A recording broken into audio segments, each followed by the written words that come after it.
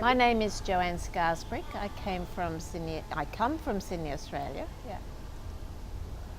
And tell us how Quantum University came into your life. How did you hear about it? I met Dr. Amit Goswami at an alternative bookshop in Sydney.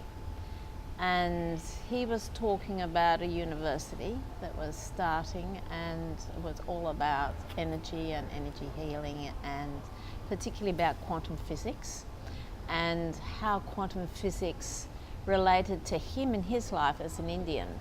And at that time I was studying for my diploma in yoga therapy, and so it sparked an interest in me, so I started to pursue it further. Where does the bottom of the shot end at the waist? Just like over here. Oh, okay. So that was, tell me a second about what your career was before you started Quantum University, and then what your personal hopes are for what you want to do in healing after Quantum University. Okay, you're so just pretend that I am asking you. So I'll ask you again, and then just answer me from your heart. Just relax. So, what did you do before Quantum University, and why did you attend? What do you hope to do after? I've got a varied career, Cynthia, and you can't say my name because it's okay. So what were you trying to say? I didn't hear you. So okay, I've had a varied background. I went into managing environment at the local level after working at the University of Technology in Sydney in the integrated coastal resource management area, which was bringing 5 faculties together to manage holistically. So I've come from a background of managing holistically, but at the environment level. And I became very aware of how the ecosystem and managing an ecosystem, a natural ecosystem, is very much like managing a human ecosystem. So I became interested in managing the human ecosystem as I became more aware, developed a heightened awareness of how stress affects the way we manage ourselves, and therefore that impacts on how we manage the environment. what do you tell us about what degree you're going for, and what are you going to do? What's your hope afterwards? Like, I'm just talking off the camera. Are you hoping to open your own wellness clinic?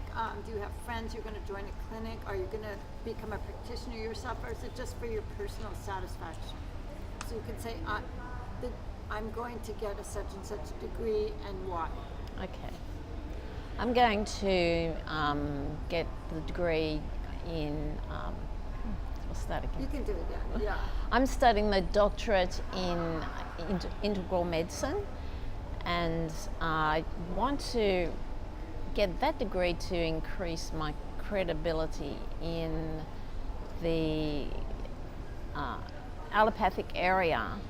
Although it's integral medicine, I think a doctorate gives one more status in with other doctors who are MDs. And what is your vision? Why would you be working with other doctors? And just say my vision after I get my degree. All right, my vision after our degree is to develop greater relationships with other health providers so that we can reach out to others in a more holistic way and look at alternatives for empowering the client more.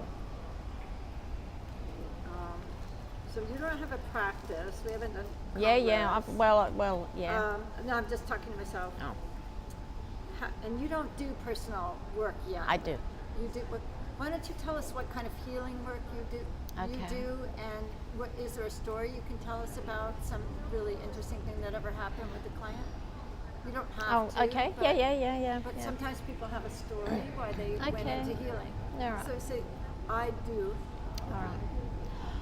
I work as a yoga therapist, and as a yoga teacher. In working as a yoga therapist, and also I'm a personal trainer with fitness, working with a particular client that I found quite interesting. She came to me with a problem with a sprained ankle, and she has a very demanding job and has to travel a lot. So her objective was to heal her ankle much faster.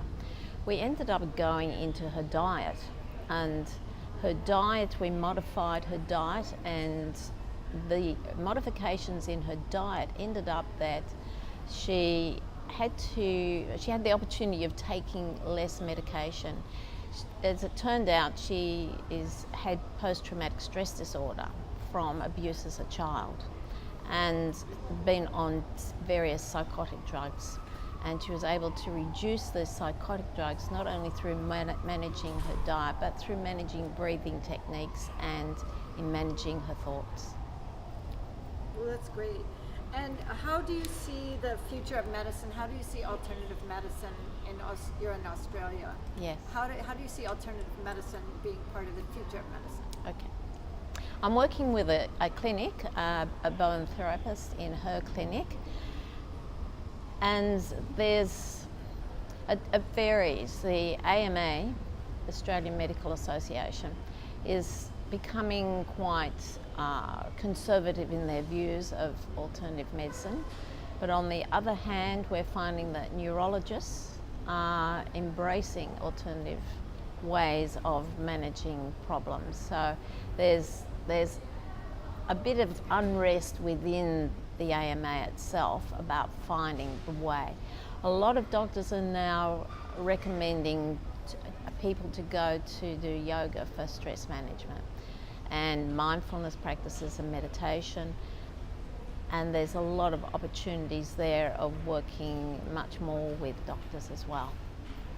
Can you say one more time, that was great what you said, can you say one more time, a lot of doctors are doing this, and I really feel that the future of medicine is going in that direction more and more. Okay, all right, but it's mainly a lot of neurologists rather than you can doctors. Say that, Okay, all right. In Australia, a lot of neurologists. Well, no, it's in America. Okay. Okay. All right.